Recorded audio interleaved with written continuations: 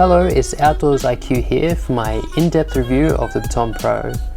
Now, something a little bit different from the usual format, we'll be trialling a new 10 things you should know. I've been putting this flashlight through its paces and I've been testing out all the new features, so I should have a fairly good idea of what works and what doesn't work well with the flashlight. Now, I'm mainly going to focus on the new features from the onset of this video, but then I'll run through some of the more familiar features towards the end. Okay, to kick things off, let's have a look at the different model options which are available for the Baton Pro.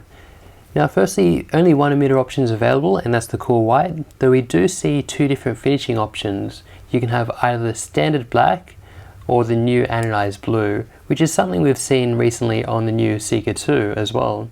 For my money, I would definitely choose the anodized blue. It's just a much more unique finish. And as an added bonus, if you do drop the flashlight in the dark, it's probably going to be easier to find the blue as opposed to the standard black. Next, let's look at likely the most talked about upgrade. Compared to the S2R baton, the Baton Pro has nearly twice as many lumens. That's 1150 lumens on the old model and 2000 lumens on the Baton Pro.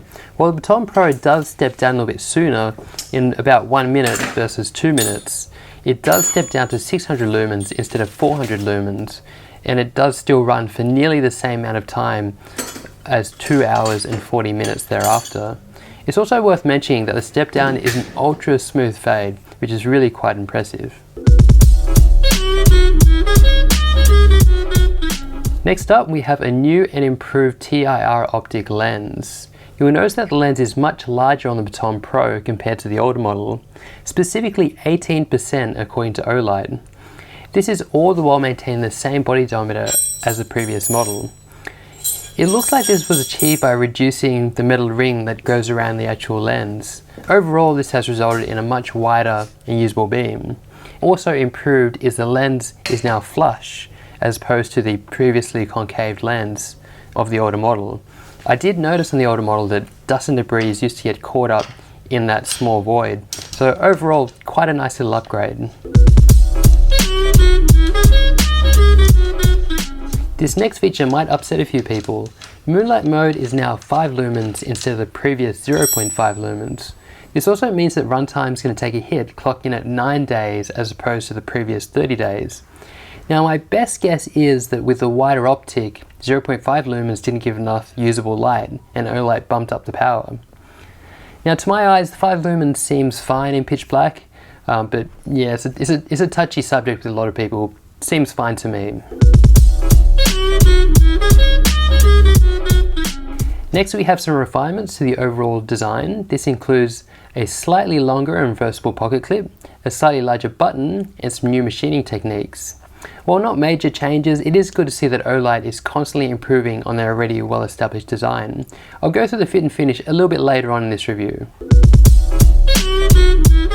With all the new features out of the way, the next 5 items are not necessarily new features, but are worth noting, especially if you're not familiar with OLight's range.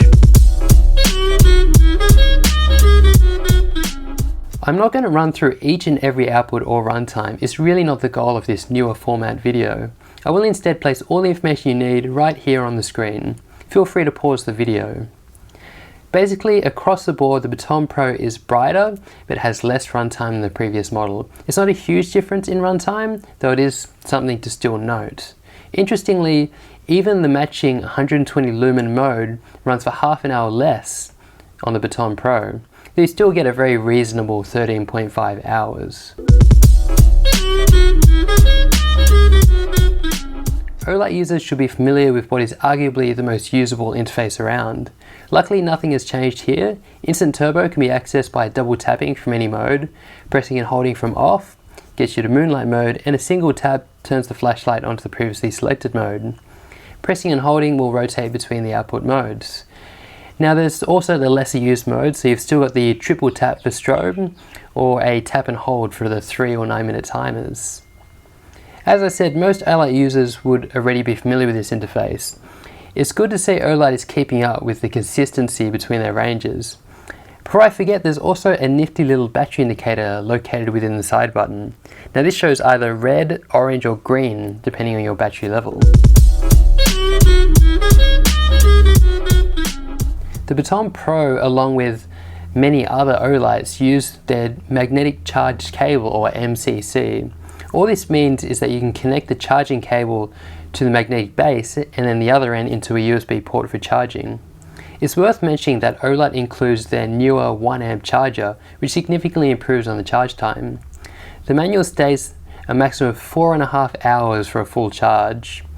As a result of the fancy charging system, this also means the Baton Pro uses their custom 18650 battery, though both regular 18650s or even two CR123As can be used in a pinch. The recharging obviously wouldn't be supported, and or potentially the full output level.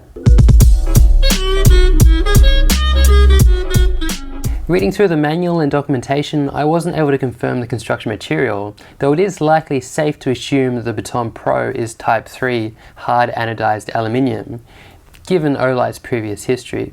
This would make the Baton Pro extremely scratch and impact resistant. The official rating is 1.5 meters and the IP rating is IPX8. This is the highest available rating aside from the rarely used IPX9. It's safe to say that nearly any water activity will be just fine, along with jumping out of planes or anything else you can really imagine.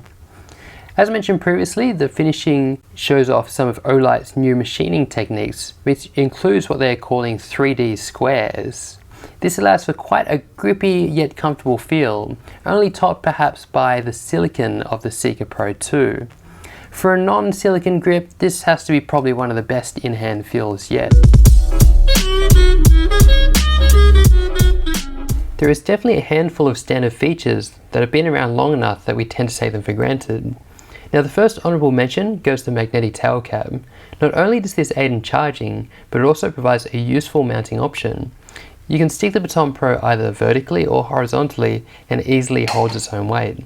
Imagine, say, working on the car and sticking the Baton Pro under the bonnet.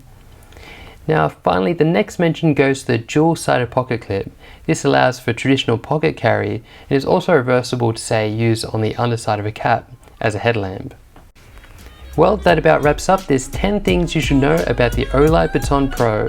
I hope you enjoyed this new format video.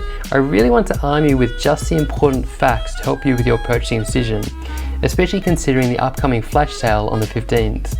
I'll provide a link in the description below in case you missed the memo.